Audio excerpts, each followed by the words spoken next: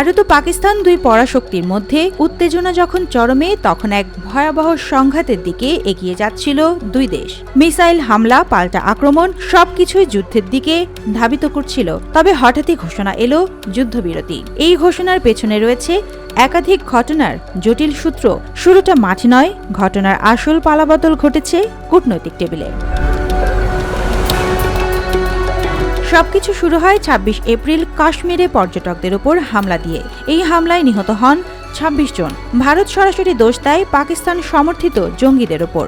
জবাবে ৭ই মে ভারত পাকিস্তানের ভেতরে ৯টি লক্ষ্যবস্তুতে মিসাইল হামলা চালায়, প্রাণ হারান ৩১ জন। পরদিন পাকিস্তান চালায় অপারেশন বুনিয়াদ উল মারসুস, লক্ষ্য করে ভারতীয় সামরিক ঘাঁটি। এই হামলা পাল্টা হামলার মধ্যে পুরো উপমহাদেশে ছড়িয়ে পড়ে যুদ্ধের আশঙ্কা। তখনই সক্রিয় হয় আন্তর্জাতিক কূটনৈতিক মহল।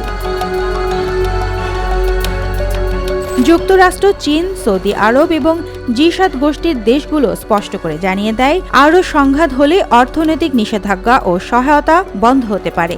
বিশেষ করে মার্কিন প্রেসিডেন্ট ডোনাল্ড ট্রাম্প, পররাষ্ট্রমন্ত্রী মার্কো রুবিও এবং চীনের পাকিস্তানস্থ রাষ্ট্রদূত সরাসরি সংলাপে যুক্ত হন। ইসলামাবাদ ও দিল্লির সঙ্গে চলে টানা আলোচনা।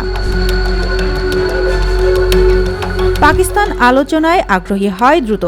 ভারতের পক্ষেও বিষয়টি কৌশলগতভাবে গুরুত্বপূর্ণ হয়ে দাঁড়ায়, কারণ একটি দীর্ঘমেয়াদী যুদ্ধ মানে রাজনৈতিক, সামরিক ও অর্থনৈতিক বিপর্যয়।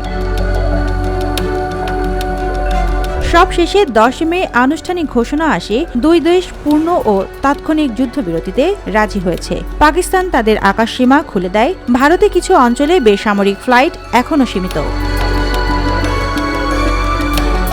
তবে যুদ্ধবিরতির কয়েক ঘণ্টার মধ্যেই কাশ্মীরের শ্রীনগরে বিস্ফোরণের খবর পাওয়া যায়। ভারতীয় পররাষ্ট্র সচিব বিক্রম মিশ্রি পাকিস্তানকে যুদ্ধবিরতির লঙ্ঘনের অভিযোগ করেন, যা পাকিস্তান অস্বীকার করে। পাকিস্তানের তথ্যমন্ত্রী আতাউল্লাহ জানান, পাকিস্তান যুদ্ধবিরতির প্রতি প্রতিশ্রুতিবদ্ধ এবং কোনো লঙ্ঘন ঘটেনি। তবে সীমান্তে গোলাগুলির খবর এবং ড্রোনের উপস্থিতি পরিস্থিতিকে জটিল করে তোলে।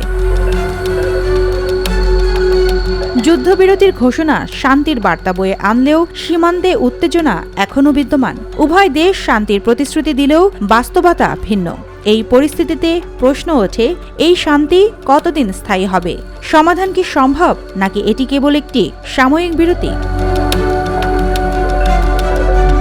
সুবর্ণা মেহজাবিন, দেশকাল নিউজ।